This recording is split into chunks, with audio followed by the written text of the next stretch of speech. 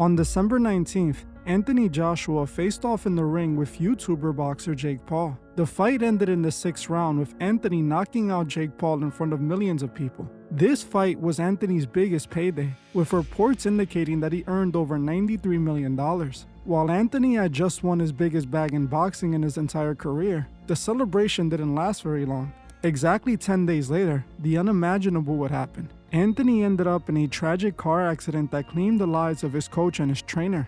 Now, the timing of all of this has left many people wondering if there is something sinister behind this tragedy. Was this just a random accident, or did Joshua unknowingly or knowingly pay a dark price? Hey guys, I hope all is well. Welcome back to The Truth Is, where I drop new videos exposing the truth weekly. In today's episode, we will be talking about the Anthony Joshua situation. But before you begin, I just wanted to let my Patreon members know I just released a new Patreon exclusive. This video is about Trump and some serious allegations that might change the way you look at him forever. If you're one of my members, make sure to check the video out ASAP. You can find the link in the description and in the comment section. I want to thank you all. Now, let's get right into it. I want to start this video by giving my condolences to the families of those who died in the accident. Just days before New Year's, these families lost their father, friend, and brother. This is why it's important to always cherish and respect life, as you never truly know when's your last day. Now, I have been seeing a lot of people talk about this situation, with many people thinking this wasn't just a random accident, but something much deeper. All over social media, I have seen all types of posts, some that are extremely ridiculous, and others that at least raise some questions. Now, I myself looked into this situation, and I have to say, I did uncover some rather interesting details that do make you wonder if there was more to this. For those who don't know Anthony Joshua, he is a British-Nigerian former heavyweight boxing champion. Recently, he has been trending for two completely different reasons. One, he knocked out Jake Paul in a boxing match, and two, he ended up in a horrible car accident that claimed the lives of two of his close friends. Now, on the internet, some people have come to the conclusion that these two incidents were somehow connected. The results of the boxing match between Joshua and Paul in some way led to the car accident that claimed the lives of his friends. You may be wondering why people are saying that.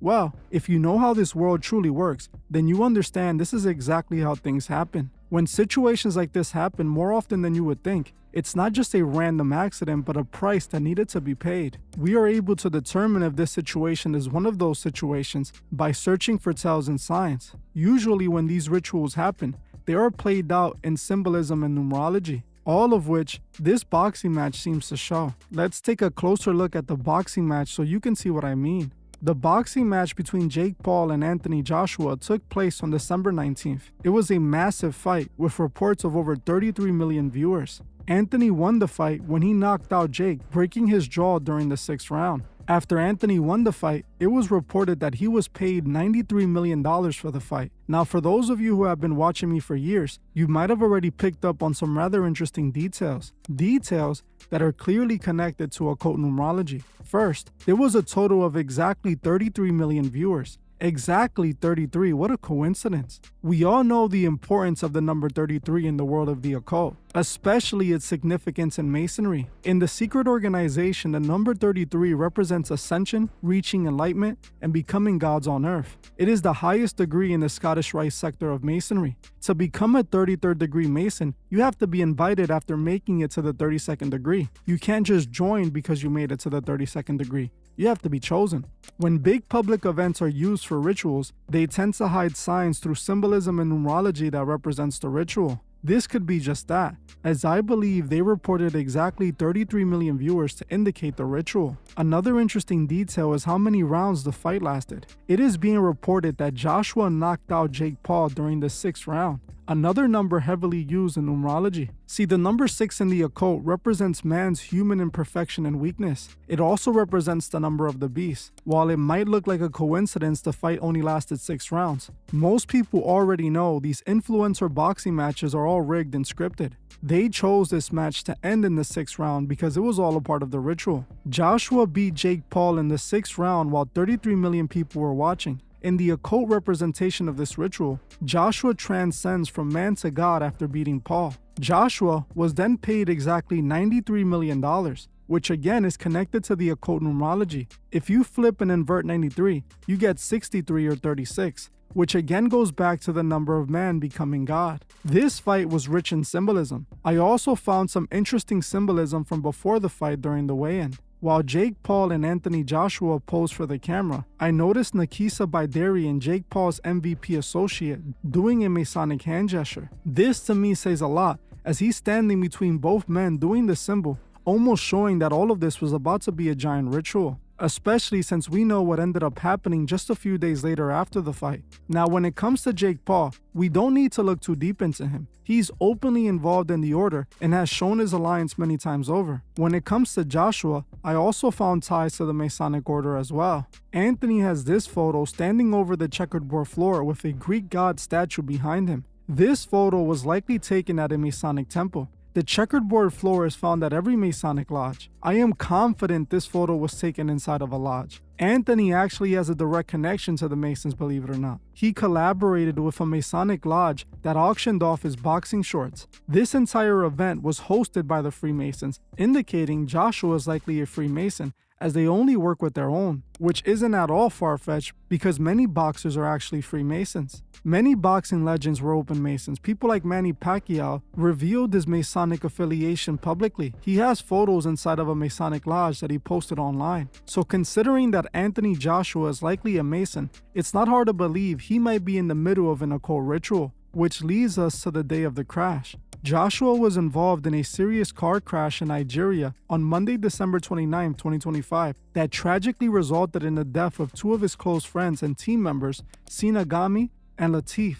Joshua himself sustained minor injuries and was taken to a hospital for observation, where he was in stable condition and was eventually released. Investigations by the FRSC and local police indicated that the Lexus they were in was traveling at an excessive speed and lost control during an overtaking maneuver, crashing into a truck. The impact was mostly on the passenger side of the vehicle, where his coach and trainer were sitting. Just like that, 10 days after winning one of the biggest paydays, he ends up losing his close friends and members of his team. Now, what many people are saying is that the timing is quite strange. We all know accidents do happen, I'm not saying they don't. But knowing the pro sports world and its connections to the occult and masonry, I can't lie, all of this looks like it could be connected. Anthony could have unknowingly or even knowingly participated in some sort of occult ritual. When I saw this happen, all I kept thinking about was the movie Him. I kept thinking about the trailer scene where Marlon asked the question, to be the GOAT, what are you willing to sacrifice? The film is about the relationship between a student and his hero. Him means the GOAT. The greatest of all time. Legends, man. The one person who deserves respect among all, and this film begs the question, To be a star, what are you willing to sacrifice? sacrifice? Isaiah is trying to teach Cam, you need to make these sacrifices to be the GOAT. It's for greatness. If you want to be the GOAT, you have to take it from... Anthony just made $93 million in one fight, but the question is, did he sacrifice his close friends for it? While people might think Him was just a movie, I recently covered a story of a former professional soccer player who admitted he was approached by the secret societies, claiming that they wanted to initiate him into the secret order so that they could make him a big star. But the downside was he was going to have to be willing to sacrifice a loved one. Former professional soccer player Khalil Lambin, you have an absolutely wild story, including the offer to sell your soul for success. Tell us about it. Till the day I reached the UK.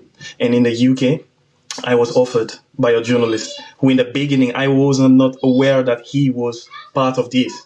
So he basically said, let's have a interview about you. You've been in Thailand, you've been in Qatar, you've been all over the place as a young player. So the fans want to know more about you. So obviously I was naive and I said yes. And a couple of weeks later, I got some time. We went to a coffee place. And as I arrived, brother, he looked me straight in the eyes and he told me that I'm not a journalist. Like, if you are an agent, I already got a football agent. If you are from another team, I don't want to move from my actual team. I'm fine where I am. But then he said, no, we rule this world. We rule the sport industry. We rule the finance industry. We rule the music industry. And if you want to be part of the elite in your sport, you have to join the elite. So I was like, whew, bro, that was like tough because for me, my hard work will be what will help me to step up. But bro, all my dream came down. I was like, in front of him, He's looking in my eyes and he's telling me that. So obviously, my first reaction was fear. But bear in mind, I was not Christian. I was not working with Christ. And I was still Muslim. And he's offering me this. If you ask me today what kept me, is my beloved mother, who always told me, don't you ever sell your soul. And while this man is speaking to me, I could hear the voice of my mom in my ears. Do not sell your soul. Do not sell your soul. But then I asked him this question, what do I have to do to be part of the elite? He said, there is nothing physical. I will give you an address. You come at such and such time, and we will initiate you. I was like, whew. And as the voice of my mom was a seed in my heart, she kept, as he's speaking, I'm hearing, do not sell your soul. Do not sell your soul. I was like, phew, I can't do that. And I could see his energy, his aura was getting like really, no, that's going to be possible. And I was like, no, I can't. And if you ask me today, I know that Jesus saved me from that. And as I'm reading the Bible says that what would a man give in exchange for his soul? And I was like, that's exactly what happened to me a couple of years ago. But now that I'm in ministry, supporting sports people into the world of football, I'm seeing footballers after one another coming to me and say, bro, actually your testimony touched me because I've joined them. Are you sure Jesus can save me? Say, what did you do for you to join? They asked me to offer my son.